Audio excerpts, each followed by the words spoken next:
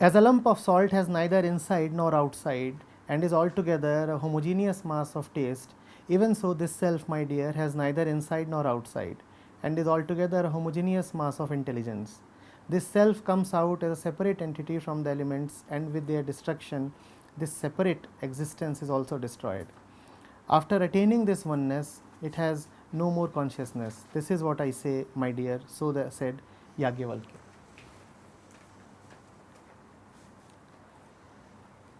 The self is neither inside nor outside, it is free of all distinctions.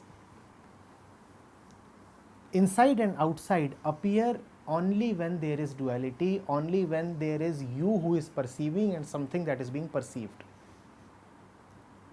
You take this skin bag as real, and then you say that which lies to this side of this skin bag is inside, and that which lies to this side of this skin is outside, external, and that is duality. You see how flimsy and how skin deep is our definition of the I? Do you see how superficial is the ego? You say that which is contained within this skin is me, and all that which is outside this skin is the universe, the world. As long as you live in this dualistic consciousness, Yagyavalkya is saying, for you there is no Brahman. You have to see that there is no nose without the air that is outside. You have to see that you have risen from the soil itself. You have to see that you and the universe are one integrated whole. Only consciousness gives you the illusion of separate existence. Otherwise, just as there is air, so are you. Except in your thoughts, you do not exist as an isolated entity. I repeat, except in your thoughts, you do not exist as an isolated entity. Remove the universe and show me where are you. Change anything in the universe and you change. Change any parameter of the universe and see whether you remain as you are. At the same time, change a little bit of yourself and see whether the universe remains as it is. You and universe are one integrated whole. There is no inside and no outside, really. But this inside and outside is the business in which man spends his entire life. You know what this one on the inside is always trying to do? Negotiate this expanse that is on the outside. What else are we always trying to do? We are trying to deal with the world. This sense of dealing, this sense of having the obligation to make one's way through the world is our curse. Are you getting it? How does one live then? Let not the world be too important. Do not think of things as if they really matter. If that really matters, then do you know who really matters? You really matter. All of these are subtle ways of the ego. By making anything in the universe important for yourself, you have just made yourself very important. And in making the universe important and in making yourself important, do you know what you have made important? You have made the distinction between yourself and the universe very important. You have made your skin very important. And that is why man lives all his life just saving his skin, both literally and figuratively. Why is man born? To save his skin.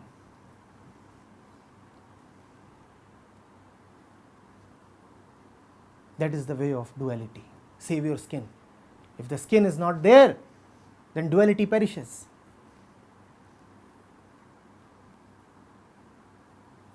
You require division. Skin means division, boundary. And that is why man loves conflict, because conflict is division. That is why man must fight, because the skin is boundary, division. And that is why you must always have things that are limited by boundaries. Because wherever there are limits, there you get a chance to prosper. The ego flourishes there. We all want the skin, we all want boundaries. Are you getting it? That is why we must have walls.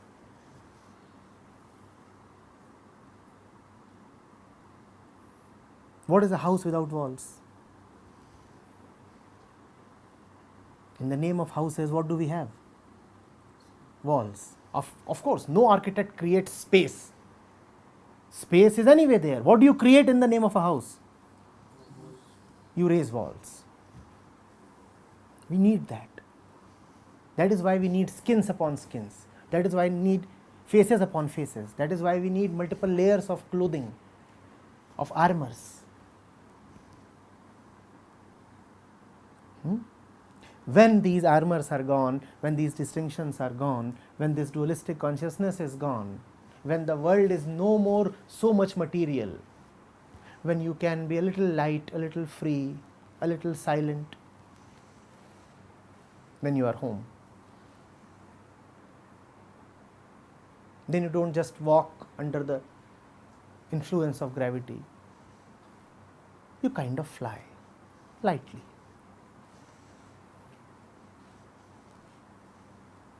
Your feet are bound to the earth. You are not.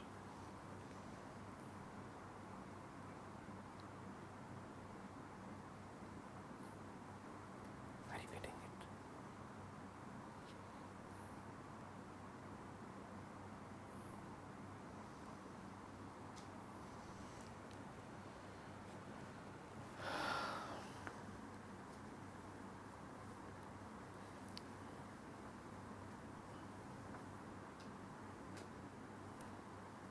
And then Maitreyi gives a parting gift.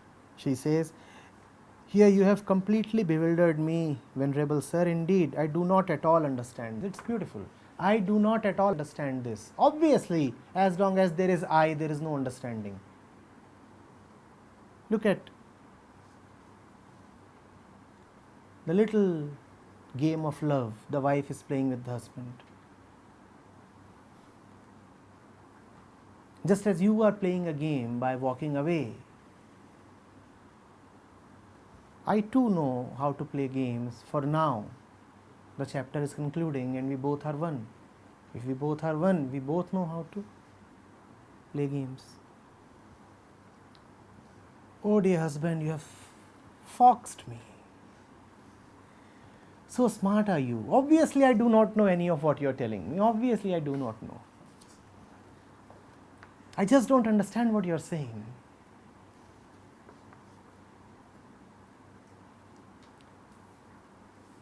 That must be the attitude of the spiritual mind. Both humble and playful.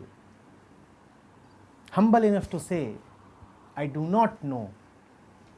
And playful enough to say, I do not know, even when it does know.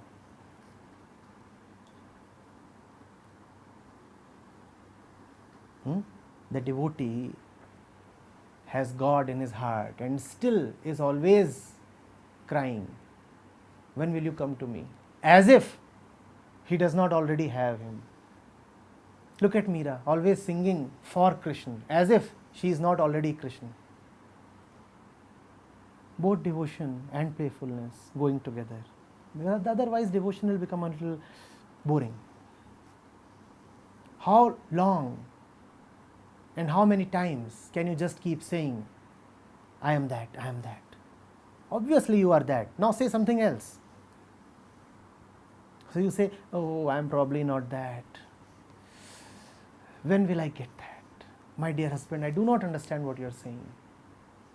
And Yajnavalkya too must play his part. So what does he say? Am I saying anything that is bewildering, my dear? Obviously the self is immutable and indestructible. Obviously, verily. He does not want to spoil the fun. He does not say, dumb woman, do you really not get what I am saying? Or are you just playing games? He participates in the game.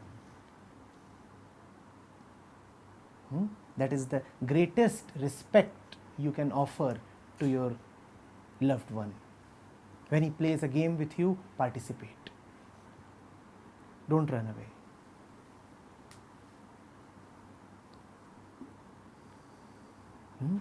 The unintelligent eye will think that Yajnavalkya is walking away. The eye that really sees will see that Yajnavalkya is involved at this moment in the most intimate of embraces with his wife. When only bodies meet, then nothing has met anything. Here it is union of another kind, in another dimension.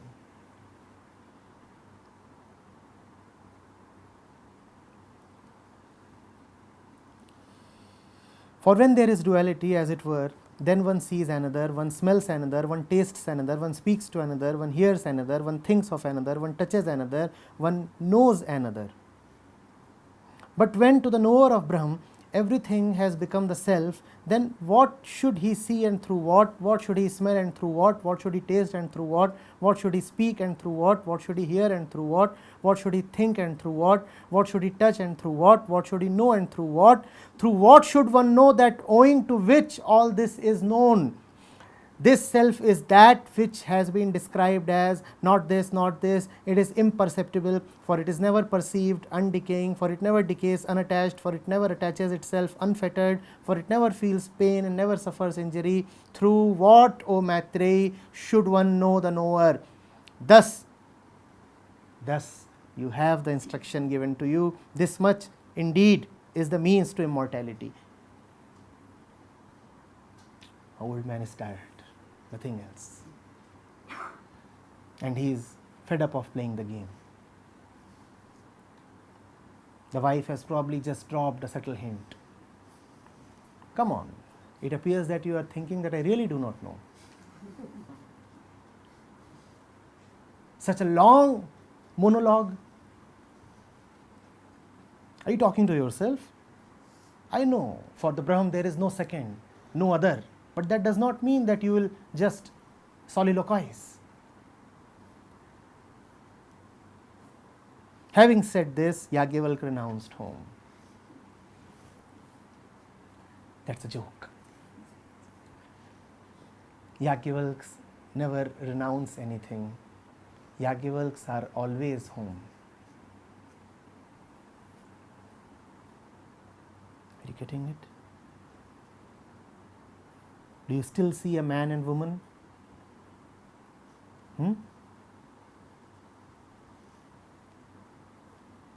If you are a man, you will see a man and a woman. The Upanishad starts with talking of men and women because the readers are men and women.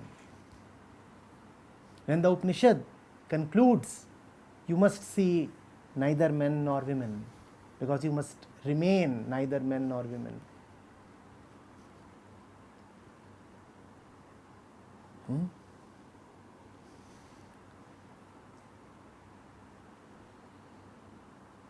Yajnavalkya has ended by talking about the falseness of otherness. Where is the other one? If there is no other one, who has been talking to whom? If there is no other place, where am I going, O Maitreyi? If there is no other one, Whom am I quitting, O Maitri?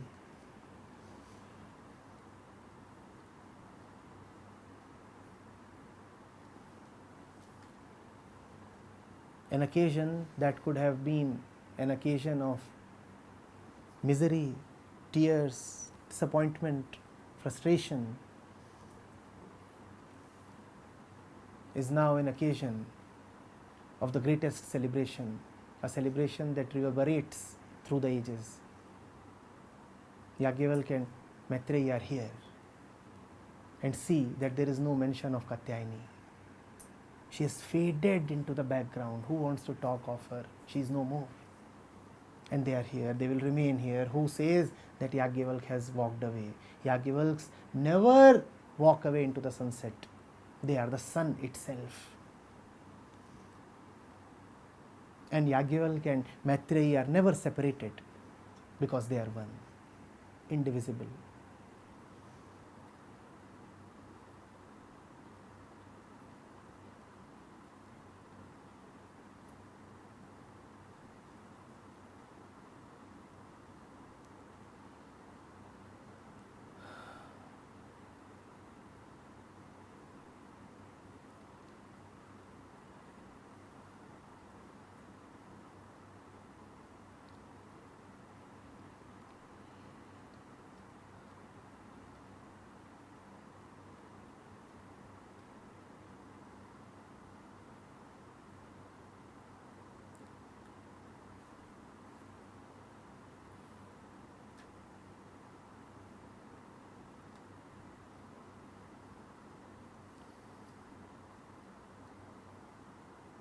The word love does not appear even once in this discourse. Now you know that you don't have to have a word for love.